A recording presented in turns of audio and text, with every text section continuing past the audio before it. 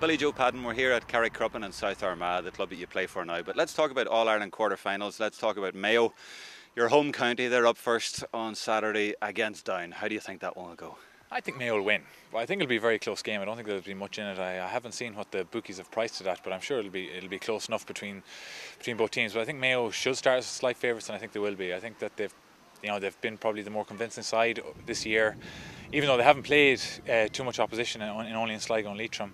But they came over them games fairly well in difficult circumstances in the Connacht final, and I think that they're only going to improve coming into this game with the likes of Aidan O'Shea hopefully back, and obviously he'll be in better shape after his injury.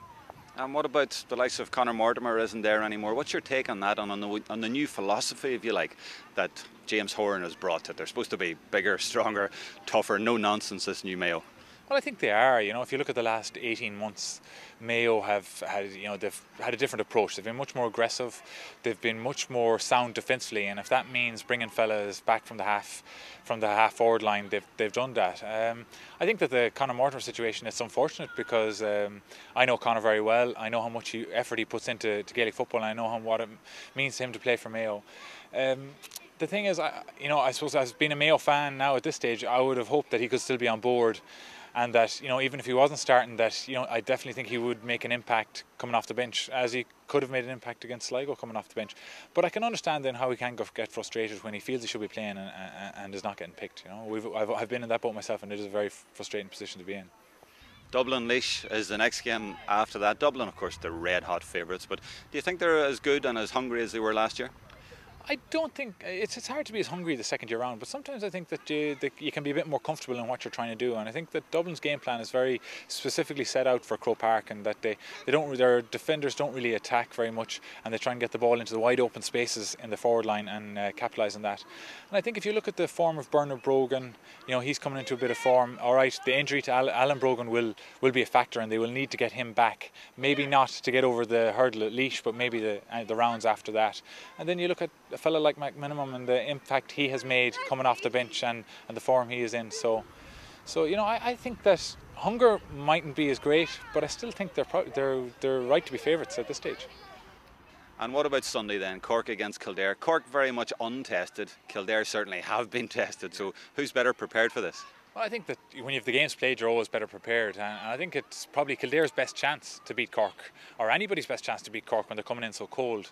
It's been a long time since that Kerry game, so it's hard to know how Cork will react. But I think that if Cork are anywhere close to their best, I think they should be good enough to beat Kildare.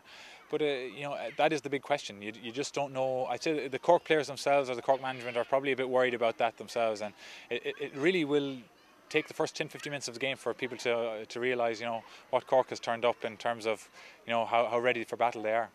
And finally, Donegal against Kerry, another very, very interesting one. Donegal have come through so strongly this year, and people are talking about them winning the Sam Maguire. Kerry have come good in the last couple of games. Call it. Yeah, well, it's one I'm really looking forward to, obviously, after the Mayo game. But I think it's a great clash of styles. You look at how organised Donegal are, and I suppose they got a bit of bad press last year about being defensive, but I think this year they've been great.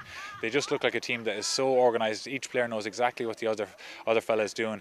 And then Kerry are coming into form. And if there's one team that won't be intimidated by a blanket defence, it'll be Kerry. Kerry will hold true to their values, and if there's a forward pass on, a kick into the forwards, into Gooch or Donaghy, they'll use it. So I think that Kerry could win this one by maybe having 2 or 3 good attacks where they get decent ball in and get a couple of goals, because no one else has been able to score goals against Donegal, and I think if Kerry are going to win, they're going to need to get a few goals, and that might be the way they'll do it. So you think Kerry? I think Kerry.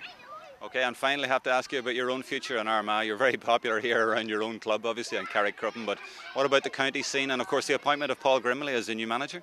Yeah, well, Paul has worked with us this year, and I'm sure he brought a lot to the table last year when he was involved with us, and we all enjoyed working with him, and I'm sure it'll be no different next year. Now, I suppose I was very disappointed not to get more game time last year, and that's really what it's all about for me at this stage of my career, is playing as much as I can.